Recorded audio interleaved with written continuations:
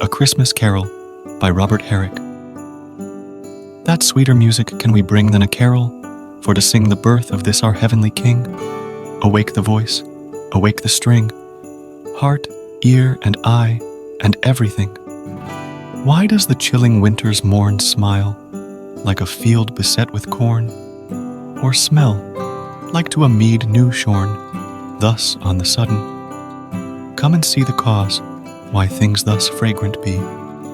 'Tis he is born, whose quickening birth gives light and luster, public mirth, to heaven and the under earth. The darling of the world is come, and fitted is we find a room to welcome him. The nobler part of all the house here is the heart, which we will give him, and bequeath this holly and this ivy wreath, to do him honor, who's our King and Lord of all this reveling. Christmas Bells by Hattie Howard. Ring out, O bells, in joyful chime. Again we hail the Christmas time, in melting mellow atmosphere, the crown and glory of the year, when bitterness, distrust, and awe dissolve, like ice in winter's thaw, beneath the genial touches of amenity, goodwill, and love.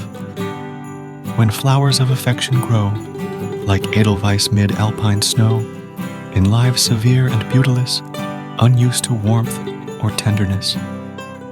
Let goodness, grace, and gratitude revive in music's interlude, and paean notes, till time shall cease, proclaim the blessed reign of peace.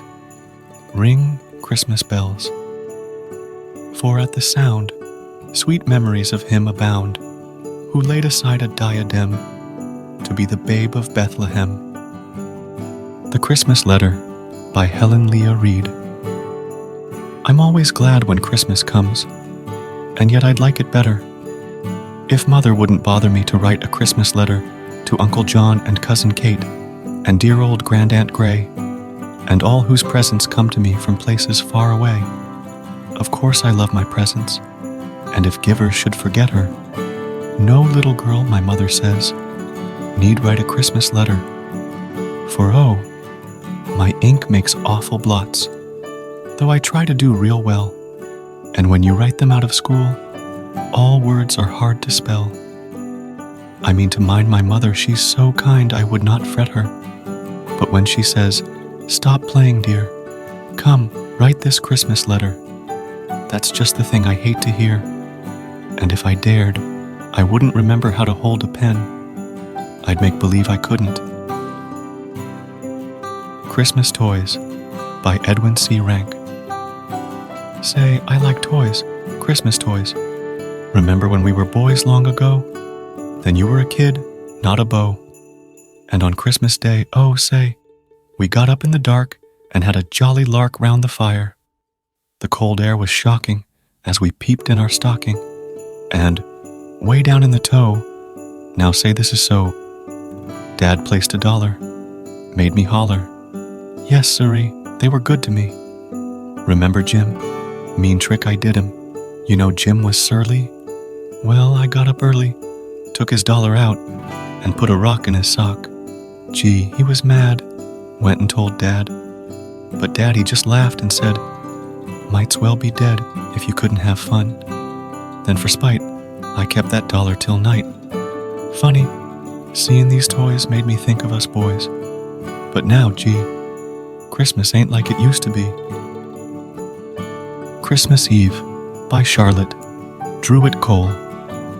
In Christmas Eve, the little stars sparkle and glisten with delight, like strings of glittering diamonds, across the darkness of the night.